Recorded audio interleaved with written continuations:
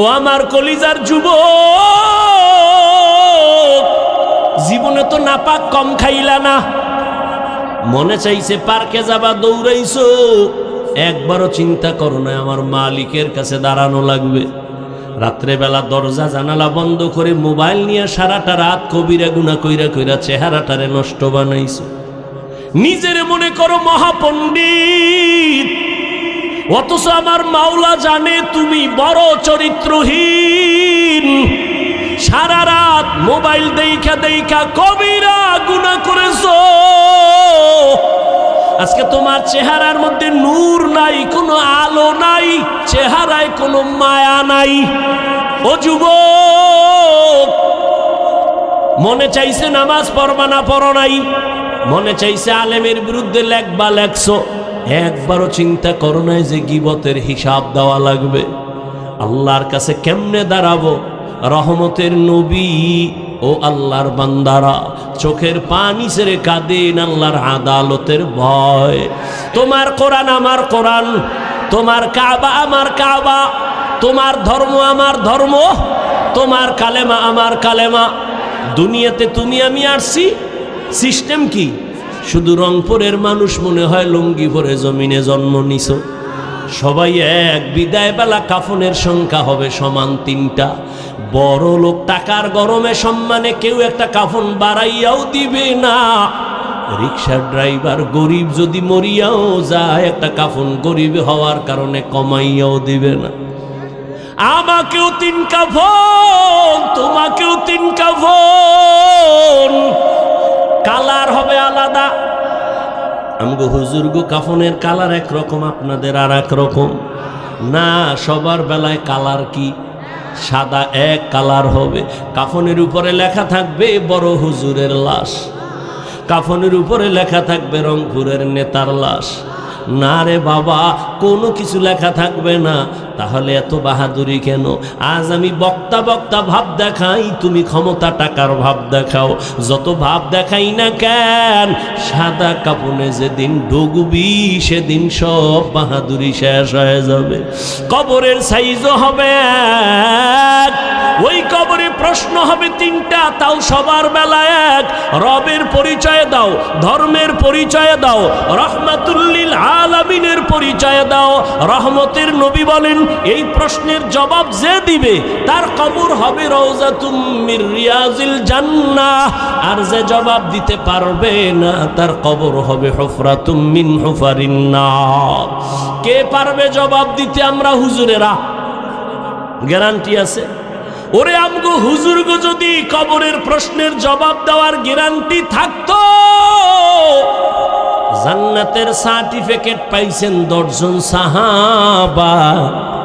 জানেন তো এই 10 জন সাহাবার 1 নাম্বার আবু বকর, 2 ওমর, 3 ওসমান, 4 আলী। নবী বলেন, আমি একদিন আয়েশার হুজরায় ঘুমায় গেছি এশার নামাজ পড়িয়া। আমার মাথার পিছনেই তো মসজিদে নববী ছোট্ট। আমি ঘুমাইলে আমার চোখ ঘুমায় বন্ধ, তবে আমার অন্তর ঘুমায় না। রাতের গভীর যখন হয়ে গেল, আমার কানের মধ্যে আওয়াজ, কে যেন মসজিদের ভিতরে কান্না করে। বলবো?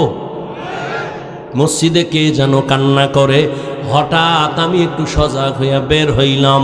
আমি ভিতরে নজর কইরা দেখি সাধারণ কেউ কাঁদে না, জান্নাতের 1 নাম্বার সাহাবী আবু বকর নামাজে দাঁড়ায় কান্না করে। আমি অপেক্ষায় দাঁড়াইলাম, আমার ঘুম ভেঙে গেল। আবু বকর কান্না করে হঠাৎ আমারে দেখা কাঁদে আর বলেন, নবী আপনি আসছেন, আমি বুঝতে পারি নাই। নবী বলেন, আবু বকর আপনি গভীর রাতে নামাজে দাঁড়ায় দাঁড়ায় কেন কান্না করলেন? আবু বকর বলেন, নবী আল্লাহর আদালতে কিয়ামতের ময়দানে কেমনে দাঁড়াবো সেই ভয় কান্না করতেছি।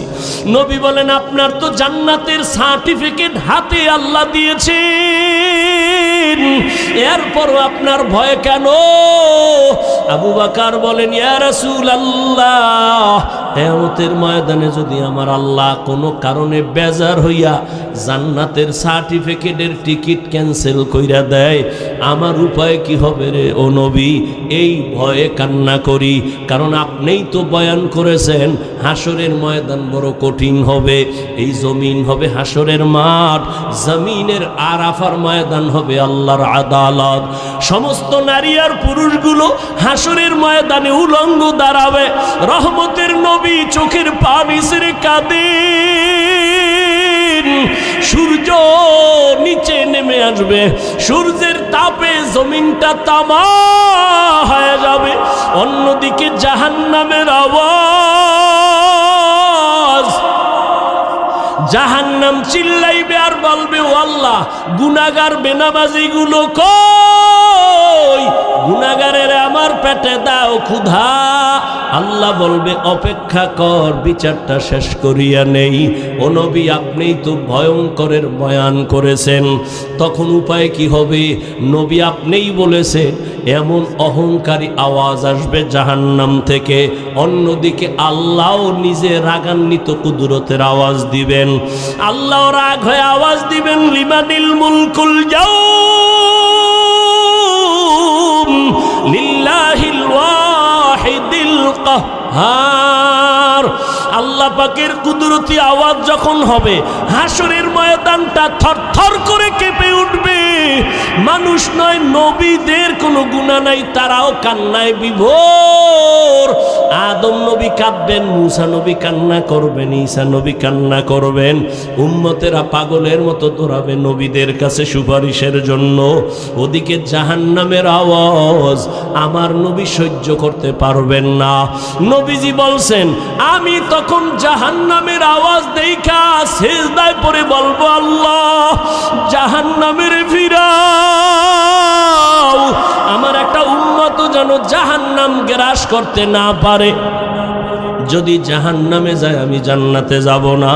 আল্লাহ পাক বলবে, ফেরেশতা 70,000 শিকল লাগাইয়া জাহান্নামের ধইরা বান্ধো, বাদিয়া পেছন দিকে ধইরা রাখো। ফেরেশতারা পারে না। তখন আমার নবীর কান্না দেখে আল্লাহ একটু পানি দিয়া বলবে, যাও জাহান্নামের গায়ে পানি ছিটাইয়া দাও। পানিটা দেওয়া মাত্র যেই জাহান্নামের 70,000 শিকল লাগাইয়া, এক একটা শিকলের গোড়ায় 70,000 ফেরেশতা ধরিয়া রাখতে পারে না। সামান্য পানি দেওয়া মাত্র জাহান্নাম পেছনে দৌড়ানো শুরু করবে।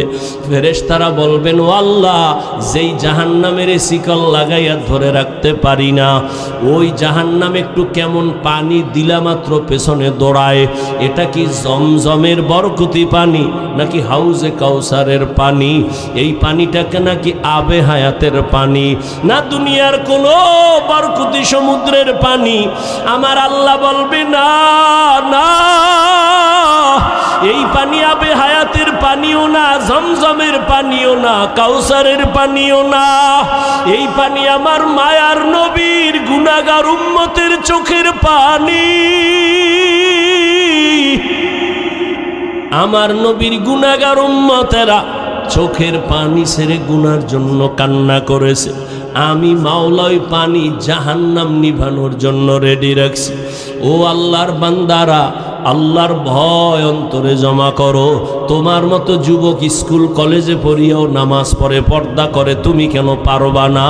তোমার মতো যুবক চাকরি করে, ব্যবসা করে, RAB, army, police, BDR, doctor, professor, engineer, নামাজ ছাড়ে না, বলো তুমি কেন পারবা না? ও পর্দার আড়ালের আম্মা জানেরা, বোনেরা, আপনাদের মতো কত মা, কত ধন্য মা আপনারা। আজকে এই স্টেজে কত ছাত্রর মাথায় পাগড়ি দেওয়া হলো। আল্লাহর প্রিয় বান্দা উলামায়ে কেরাম পাগড়ি দিয়েছেন। এই ছাত্রদের সিনার মধ্যে আল্লাহর কোরআন জমা হয়ে গেছে। এদের মা বাবার মতো আনন্দে দুনিয়ায় কেউ নাই। ও পর্দার আড়ালের মা বোনেরা, আপনারাও কি পারেন না একটা আদর্শ সন্তানের মা হইয়া কবরে যাবেন, আল্লাহর মুহাব্বত অন্তরে জমা করবেন? ওরে আম্মা জান, আপনারা তো নবীদের মায়ের মতোই দামি মা। আপনারা তো খাদিজা রাদিয়াল্লাহু আনহার মতো দামি নারী, ফাতেমা রাদিয়াল্লাহু আনহার মতো দামি নারী। এরে আম্মা জান, আপনার মতো কত মা এখনো খুঁজলে পাবেন। নামাজ ছাড়ে না, বেপরদায় চলে না, মোবাইলে চরিত্র বিক্রি করে না, স্বামীর মাল হেফাজত করে, সন্তানগুলো আদর্শওয়ালা বানানোর চেষ্টা করে। ও আম্মা জান, আপনি কেন পারবেন না? আল্লাহর কাছে দোয়া করেন, ও পর্দার আড়ালের মা, একটা আদর্শবান সন্তান বানায় দুনিয়ার থেকে যাবেন। ডাক্তার হইলেও সন্তান যেন কারোর সাথে বেয়াদবিমূলক আচরণ না করে। মা বাবার দোয়া নিয়া, শিক্ষকের দোয়া নিয়া, উলামায়ে কেরামের দোয়া নিয়া, নবীর তরিকা মেনে চলে এমন একটা সন্তান যদি রাখিয়া যান, জীবনটা ধন্য হয়ে যাবে। ও পর্দার আড়ালের মা বোনেরা, এখনো সময় আছে, তওবা করেন। ও যুবক বাবারা, মনে মনে তওবা করো। মরিয়া গেল আর নামাজ ছাড়বো না, বেপরদায় চলবো না, মা বাবাকে কষ্ট দিব না, নবীর তরিকার বাইরে চলবো না, ওলামায়ে কেরামের পরামর্শ নিয়া, নবীজির মোহাব্বত নিয়ে চলবো। তওবা করার মতো যদি কপাল কারো খুলিয়া যায়, খাঁটি নিয়ত থাকে, মুনাফিকি না থাকে, খাঁটি তওবার নিয়তে দুটো হাত আল্লাহকে দেখাইয়া দেই। আয় আল্লাহ, হাতগুলো কবুল করে নেন, তওবা কবুল করে নেন, তওবার উপরে মজবুত হইয়া চলার তৌফিক দান করেন, আমিন। আল্লাহ বলেন, আমার হাতে সব ক্ষমতা, আসমানের ক্ষমতা আমার, জমিনের ক্ষমতা আমার কুদরতে। আমি চাইলে কাউকে ছেলে দেই, কাউকে মেয়ে দেই, কাউকে দুটোটা দেই, কাউকে কোনোটাই দেই না। ক্ষমতা কার? ছেলে সন্তান বাড়লে সমস্যা দুইটা, কি থাকবে কই, খাবে কি? কয় দুটোটার চাবি আমি আল্লাহর হাতে। আমি আল্লাহ মানুষ বাড়াইছি, রিজিকও বাড়ায় নাই। এই মুরব্বীরা, আগে 1% জায়গায় যেই পরিমাণ ধান হইতো, এখন কম না বেশি? কে বাড়াইছে? সরকার। আগে 10টা পেয়ারা খাইলে টের পাইতাম না কি খাইছি, আর এমন বড় বড় পেয়ারা আল্লাহ বানাইছেন, একটাও একজনে খাওয়া যায় না। গর্তাওয়াকুল মিকুনি হর সুবহ শাম, میرا ساند رزق تو از لا مقام جزبہ حق چی زی مخاز انسو جا فضل او عامست در جملہ جہاں। তাহলে শিরিক মানে আল্লাহর মতো আরো আল্লাহ আছে, ক্ষমতা আছে, আল্লাহর গুণের মতো কারো গুণ আছে, মনে করার নাম শিরিক। যে মনে করে তার নাম মুশরিক। মুশরিকদের জন্য জান্নাত হারাম। আল্লাহ মেহেরবানি করে শিরিক যুক্ত ঈমান আমল আমাদের দান করেন। আল্লাহ বলেন, যদি আমার সাথে মোলাকাত করতে চাও, প্রথম কর্মসূচি নেক আমল করো। কি আমল? নেক আমল। আমল আরবি শব্দ, বাংলা অর্থ হলো কাজ। কাজের আরবি আছে ফেয়েল, ফেয়েলুন মানিও কাজ, আমালুন মানিও কাজ।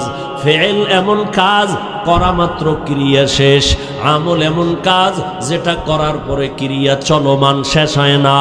দুনিয়ার কাজের সাথে ফেয়েল বেশি সম্পর্ক রাখে, আখিরাতের লাইনে সওয়াবের কাজের সাথে আমল শব্দটার সম্পর্ক বেশি।